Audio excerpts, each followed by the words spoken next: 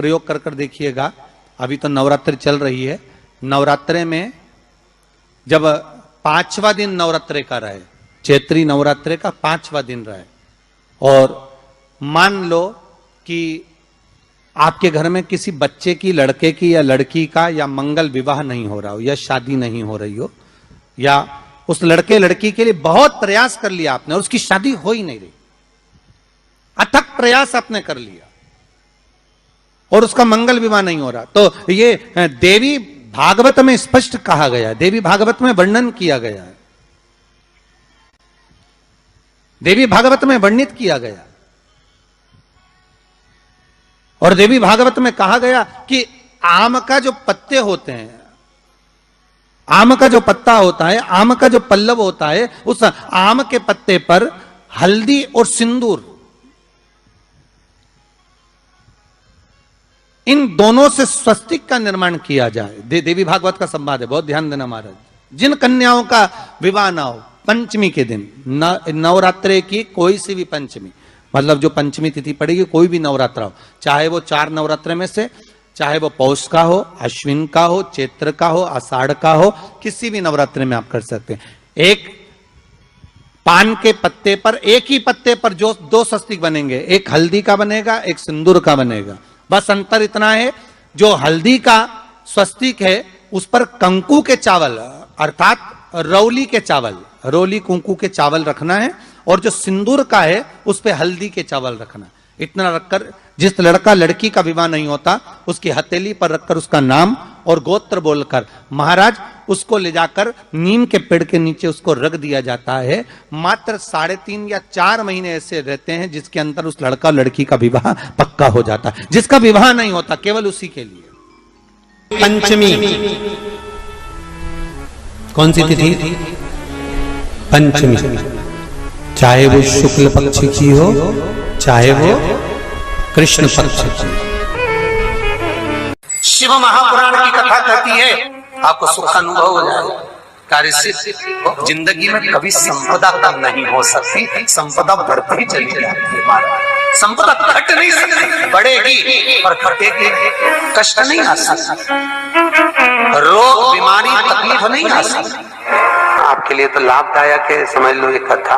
शास्त्र कहता है कि जिसके घर में संपदा की कमी हो, पैसा आ ही नहीं रहा हो, सब दूर उलझ गया हो, बहुत टेंशन चल रहा हो, पंचमी तिथि के दिन गन्ने का रस, गन्ने का रस जानते हो, ईख का रस, गन्ने का रस तुलसी जी के क्यारे में हाथ में लेकर 7 बार अपना नाम और गोत्र बोलकर छोड़ दो, जिंदगी में 3 साल में तो करोड़पति बनकर बैठ जाओगे, कभी लक्ष्मी की कमी नहीं आ सकती। तैयारी में बैठे रहोगे कि फिर पंचमी तिथि आए। हमारे यहाँ सांपों की पूजन कौन से दिन होती है, कौन सी तिथि में करते हैं? जम के बोलो जरा। नाग पंचमी। नाग पंचमी का मतलब क्या है? सांपों की पूजन करो। नाग पंचमी का मतलब होता है शंकर जी के मंदिर में जाकर 1 लोटा जल समर्पित कर दो। उसका कारण क्या है कि हमारे परिवार में, हमारे कुटुंब में, परिवार में कोई 7 पीढ़ी के अंतर्गत भी अगर कोई जीव तड़प रहा होता है, पड़ा हुआ होता है, उसकी मुक्ति नहीं होती है, तो पंचमी का चढ़ा हुआ जल उस जीव को प्राप्त हो जाता है और वो जीव तर जाता है, उसका फिर जन्म नहीं होता, वो तर। संपदा के लिए अर्थात जिसका व्यापार नहीं चलता, जिसके घर में पैसा नहीं आता, या नौकरी नहीं लग रही, या सर्विस नहीं लग रही, आप अप्लाई कर रहे हो, जगह जगह जाकर इंटरव्यू भी दे रहे हो और पैसा नहीं आता, तो उसके लिए भी प्रयास किया जाता है। पर उसके लिए यहाँ पर जो धन के लिए करते हैं, उसके लिए विष्णुपदी के लिए करते हैं। मतलब जैसे गंगा के जल में तुलसी के 11 पत्ते डाले जाते हैं और उसको किसी भी नारायण के मंदिर में, राम कृष्ण शिव, शंकर नहीं, राम कृष्ण भगवान विष्णु, दत्त आदि जितने नारायण के मंदिर है, उस मंदिर में किसी भी पात्र में, एक छोटे से पात्र में उसको भरकर रखी आते हैं महाराज। उससे भी जॉब, सर्विस, नौकरी में सफलता प्राप्त हो जाती है। परंतु वो भी एकादशी को ही होता है। कुछ देर तक पात्र को रखा जाता है, फिर वही पात्र का जल किसी भी वृक्ष के नीचे डाल दिया जाता है, उससे भी नौकरी के लिए फायदा मिलता है। गंगा का जल को एकादशी और द्वादशी इन 3 तिथियों पर एक रोटी में थोड़ा सा मीठा रखकर सोमक पितृ का नाम लेकर यदि गाय को खिला दिया जाता है, तो अगर कोई पूर्वज प्रेत योनि में भी पड़ा हुआ होता है, भटक रहा होता है, जिसको पिंड नहीं मिला, जो अचानक मर गया होता है, अधोगति में चले गया होता है, उस जीव की मुक्ति दशमी, एकादशी और द्वादशी, ये 3 दिन सोम पितृ का नाम लेकर रोटी में, पूड़ी में मीठा रख कर गाय को खिला दिया जाता है, ये 3 दिन तक, तो वो पितृ कभी भटकते नहीं है, उनको मुक्ति प्राप्त हो जाती है मोक्ष में। दशमी की रात्रि के 12 बजे घी का दिया हथेली में रखकर दरवाजे के बाहर, उस दिए को हथेली में रखकर चंद्र का दर्शन रात्रि के 12 बजे दिए की लो में चंद्र का दर्शन करते हैं, उससे ज्योत प्रबल होती है हमारे। या तो होगा वो नौमी की रात्रि 12 बजे या दशमी की रात्रि की 12 बजे चंद्र का दर्शन, दीप घी का हाथ में जलाकर, नाम गोत्र अपना बोलकर, नरसिंह भगवान का स्मरण कर कर, ज्योति में चंद्र का स्मरण कर कर दर्शन किया जाता है। नेत्र कमजोर हो तो 3 या 4 दिन में ज्योतियों का क्रम बढ़ना प्रारंभ होता है। वैसे तो 15 दिन का लिखा है, पर शिव महापुराण कहती है 3-4 दिन का क्रम बहुत होता है, बढ़ता जाता है। केवल दशमी, चाहे उजाला की हो चाहे अंधेरे की। कौन से महादेव का नाम लेना है? श्रम्भेश्वर महादेव। जब कोई व्यक्ति चिड़चिड़ करता है, क्रोध करता है, गुस्सा करता है, तो महाराज शंकर भगवान का श्रम्भेश्वर महादेव का नाम लेकर 31 बेलपत्र, जिस व्यक्ति को क्रोध आता है उस व्यक्ति का स्मरण कर कर आखा चावल मतलब सेगे चावल के साथ एक बेलपत्र, 31 बेलपत्र कर कर शिव जी के शिवलिंग पर समर्पित करी जाती है, मात्र दशमी की तिथि के लिए। केवल दशमी, चाहे उजाला की हो चाहे अंधेरे की। कौन से महादेव का नाम लेना है? श्रम्भेश्वर महादेव, शिव जी का एक। छोटे छोटे बच्चे रहते हैं, कुछ कुछ बच्चों को माता जबरदस्ती के भोजन कराती है, खिलाती है, ठोकती, मारती, खिलाती है।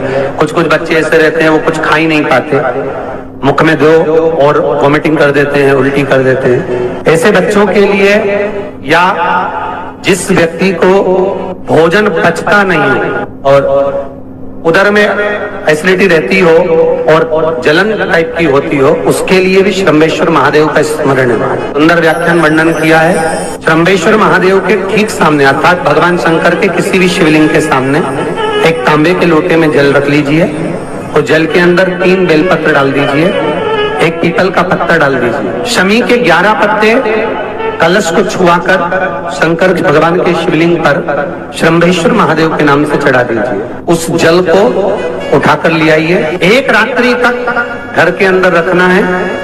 उस जल को श्रम्भेश्वर महादेव का नाम लेकर, जिस व्यक्ति को एसिडिटी होती हो या उधर खराब रहता हो या भोजन नहीं पचता हो या पेट से जुड़ी हुई प्रॉब्लम हो या बच्चों को भोजन कराते हैं और वो वोमिटिंग कर देते हो, ऐसे बच्चे को या भोजन नहीं भा रहा हो ऐसे व्यक्ति को उस जल को सवेरे, दोपहर, शाम 3 बार श्रम्भेश्वर महादेव का नाम लेकर आचमन कराना प्रारंभ कर दो, पिलाना चालू कर दीजिए। 3 या 4 दिन पिलाओगे, अपने आप उदर में भी आनंद रहेगा, बच्चा भोजन करना भी प्रारंभ कर देगा। श्रम्भेश्वर, जिसको साइटिका की बीमारी होती है या स्लिप डिस्क की बीमारी होती है या कमर की रीढ़ की हड्डी कहीं बाकी टेढ़ी होने लगती है या नसें चोक होने लगी हों, काम ना कर रही हों, तो उसके लिए कुंदकेश्वर महादेव पर आप कोई भी सफेद कलर के पुष्प, भगवान शंकर के मंदिर में कुंदकेश्वर के नाम से 31 फूल समर्पित करना है। 31 पुष्प, और कुंदकेश्वर के नाम से 31 पुष्प समर्पित कर कर बेलपत्री के पेड़ के नीचे की जड़ थोड़ा सा भाग निकालकर ऊपर से छीलकर अंदर का भाग शंकर कुंदकेश्वर को चढ़ाना है। उस जड़ को लाकर उसको पीसना है और पीसकर सुबह के समय पर 3 बार उसका कुंदकेश्वर का नाम लेकर सेवन करना है। जिसको साइटिका और जिसको रीढ़ की हड्डी, स्लिप डिस्क, जिसको प्रॉब्लम होती है उसको बाबा कुंदकेश्वर एक ऐसे महादेव हैं, क्योंकि भगवान शंकर के चरण पर पार्वती के द्वारा फेंका गया कुंद का प्रहार हुआ और उससे बाबा को चोट लगी, जिससे बाबा का नाम कुंदकेश्वर पड़ा। जब आप जल शंकर को चढ़ाने तो रोज ही जाते, जब एकादशी का दिन रहे और शंकर जी के मंदिर में आप जल समर्पित करें तो 3 बार मुख से स्वधा स्वधा स्वधा या स्वधा स्तोत्र का पाठ जिसमें 12 श्लोक